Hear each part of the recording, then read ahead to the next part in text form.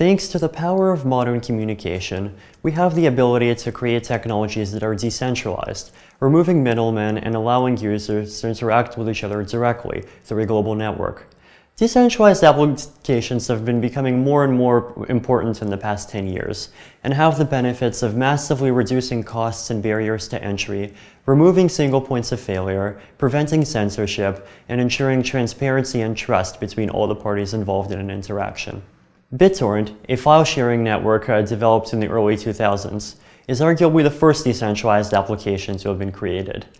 BitTorrent allows anyone to share any kind of file with anyone else in the world, allowing people to distribute content quickly and easily, even if they do not have the resources to pay for their own website or server. 5 years later, Satoshi Nakamoto came up with the idea of a blockchain, a sort of distributed database, and used it to build Bitcoin, the world's first decentralized currency. Decentralized currencies like Bitcoin allow people to send money instantly anywhere around the world with no regard for national borders with negligible fees.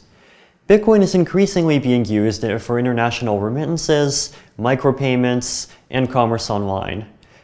Decentralized applications for finance, cloud computing, messaging, and distributed governance are soon to come. Ethereum is a platform that is specifically designed for people to build these kinds of decentralized applications, or dApps for short.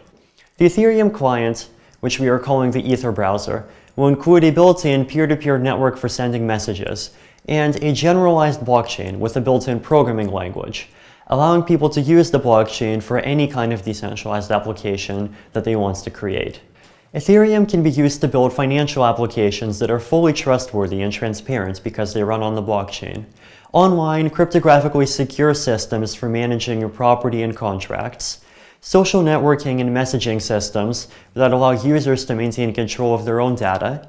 Systems for trading underutilized computational resources like CPU time and hard drive space, and eventually tools for online voting and distributed governance.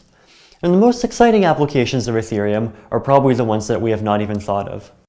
As with all new platforms for innovation, like the protocols that underlie the internet itself, it is not always easy to predict what they're going to be used for. Gmail, Facebook, Twitter, Instagram, and the modern internet as a whole are all a result of early developments in the World Wide Web and JavaScript, the programming language of the World Wide Web, from the 1990s. Similarly, by providing a universal programmable blockchain and packaging it up into a client that anyone can use, the Ethereum project hopes to do the same for finance, peer-to-peer commerce, distributed governance, and human collaboration as a whole. Now the question is, what will you build on top of Ethereum?